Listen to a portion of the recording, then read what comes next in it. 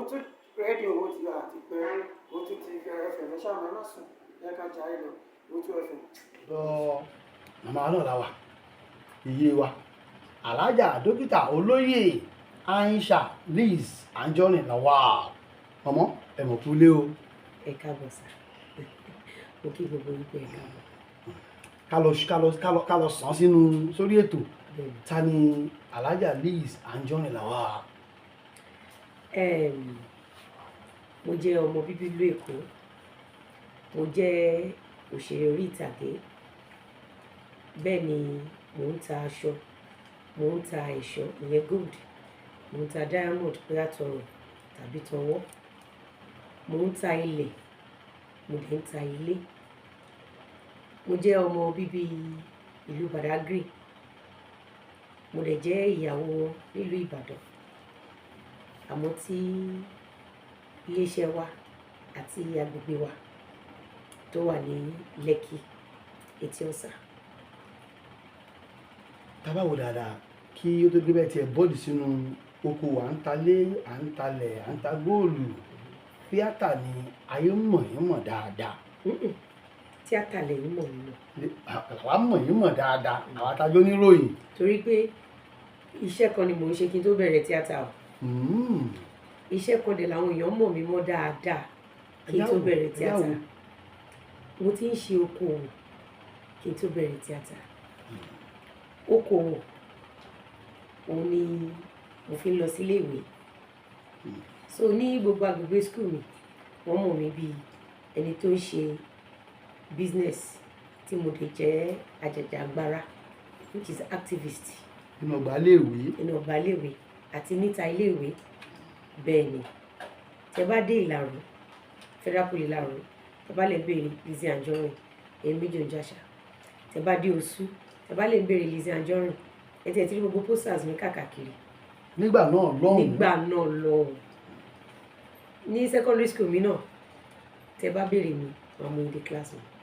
So mo jẹ́ ẹ jẹ́ kí n sọ pé mo jẹ́ oníṣòwò kí n tó wá di oní tíátà. gbogbo eléyìí dára kàkàlẹ̀ yìí kí ló ta yín kìjì ẹ̀ bàbá lẹ bá lọ́wọ́ ẹ̀ ni ìyá ló ń ṣe bẹ́ẹ̀ ni àbí bò ni. ọwọ́ ìyá mi ni mo ti bá. níyàn lákìkanjú.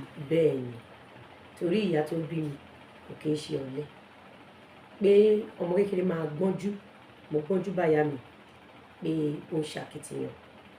Ìyá mi kì í ṣe ẹni tó máa ń gbé ọjà sẹ́nu ọ̀nà ta tó máa retí kọ́sítọ́mà. Ìyá mi jẹ́dá tó máa ń gbé ọjà sórí tó máa lọ pàdé customers. Bẹ́ẹ̀ ni. lẹ́kùn bí àbí níbo.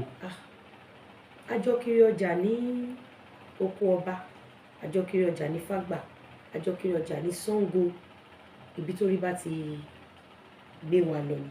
Tá bá wà ládùúgbò kan tá bá rí pé ọjà ò yá mọ́ àti lọ sí àdúgbò míì. Tó bá di àsìkò oúnjẹ bí àsìkò ẹ̀rùn a máa ta oúnjẹ. Tó bá di àsìkò òjò nítorí pé ilẹ̀ máa ń yọ̀ tá máa ń da oúnjẹ nù ní ọ̀pọ̀lọpọ̀ ìgbà so a máa ń ta èso lásìkò òjò.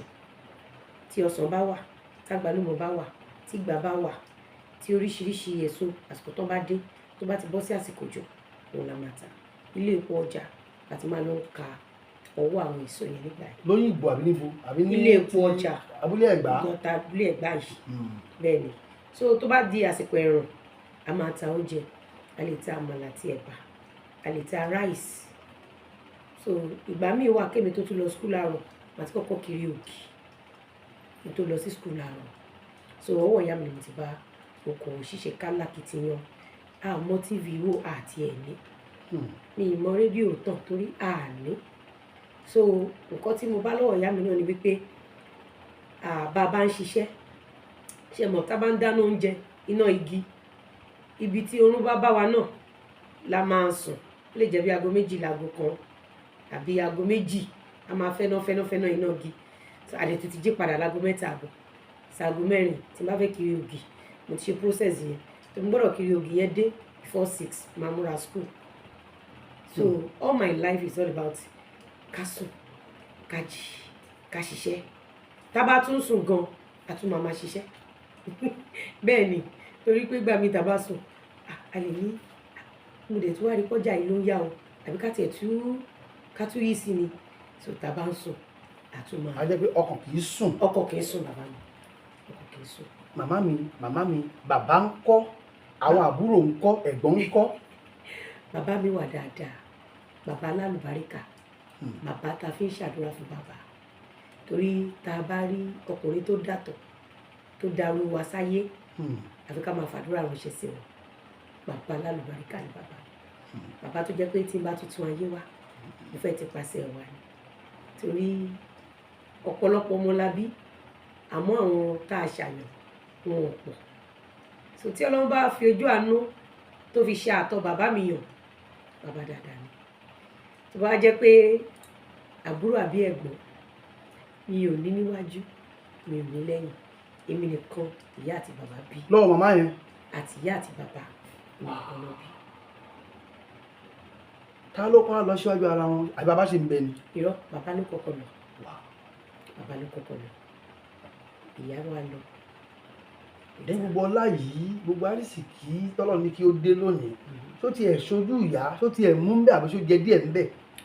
díẹ̀ ṣojú ìyá torí pé mo ti ṣàwọn fíìmù tó ti fún mi lókìkí kí màmá tó lọ then mo jẹ́ ọmọ tí màmá kọ́ bí ọmọ ṣe lè fún ìyá torí kékeré nìyá mi ti jẹ́ kó yé mi pé ìwọ̀nba nǹkan tí n bá fún òun gbà tó ń wà láyé òun ni tòun so anywhere tí n bá lọ tó bá ti pè mí màá fi nǹkan ránṣẹ́ tí n bá ń lọ ilé náà torí gbogbo ìgbà tí mo wà ní higher institution ní oṣù àti bíi 200 or 300 level ni mo ti mú màmá mi sọ́dọ̀ mo kó kúrò ní Ìjẹ̀bú Igbó mo kó wá sí Ìjẹ̀bú Òde àwọn student tó kú mọ ìdí tí mo ṣe kó kúrò ní Ìjẹ̀bú Igbó tí mo ṣe kó wá sí Ìjẹ̀bú Òde torí mo fẹ́ mú màmá mi sọ́dọ̀ torí àgbàlagbà ni so mo mú wọn sọ́dọ̀ àjọ ń gbé ní Ìjẹ̀bú Òde àti mo dẹ̀ parí yunifásitì mi mo sọ fún wọn pé mo fẹ́ wá sẹ́kọ̀ọ́ láti jẹyàn kò kọ́kọ́ tẹ́ wọn lọ́rùn mo ní kó jẹ́ lọ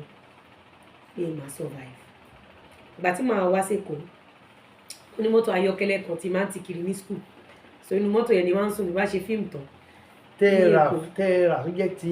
bẹ́ẹ̀ ni èmi ni mo rà mo lọ bá custom officer kan bá wọn lọ ra aṣọ àǹkárá wọ́n fẹ́ ṣe party nílẹ̀ haúsá so wọ́n wá ní kí n bá wọn lọ kó àǹkárá yẹn wá ṣùgbọ́n tí mo wá kó àǹkárá yẹn sílẹ̀ owó tí wọ́n fẹ́ gbà lọ́wọ́ mi fowó mọ́tò pọ̀ mo dẹ̀ rí èèyàn kan tó kọ̀ páàkì mọ́tò kan tó gbé gálọ̀ lé lórí mo á bèrè pé èlò lẹ́ni yẹn fẹ́ ta mọ́tò yẹn lẹ́ni yẹn ṣe sọ fún mi nìyẹn mo yọ nínú èrè mi nìyẹn mo bá ra mọ́tò yẹn so mo yẹ kọ́kọ́ ra mọ́tò àkọ́kọ́ ṣáà kọ́ bá ń fi lọ dìlíbà ìgbà tí màá lọ dìlíbà àǹkárá yẹn àtàǹkárá àti mọ́tò ni mo dìlíbà sọ́hùn.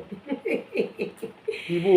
so èmi ò mọ̀ pé mi ni mo ní mọ́tò èmi kò mọ̀ pé kí n dìlíbà gbogbo ẹ̀ so ẹni ẹ ló wá sọ fún mi pé kí wá gbé mọ́tò mi o kí wá gbé mọ́tò wa kà mọ́tò mi kẹ̀ ẹni ẹ mọ́tò tẹ́ fi wá kó ẹrù wá fún mi ẹ wá gbé o so gbé rẹ pé so èmi náà ti ní mọ́tò ẹ ló dáa pé mo tún gẹ̀ẹ́tì kan náà ní Abẹ́òkúta lọ́dọ̀ máa ń kan mọ́tò ẹ ti ẹran mi sí kan so.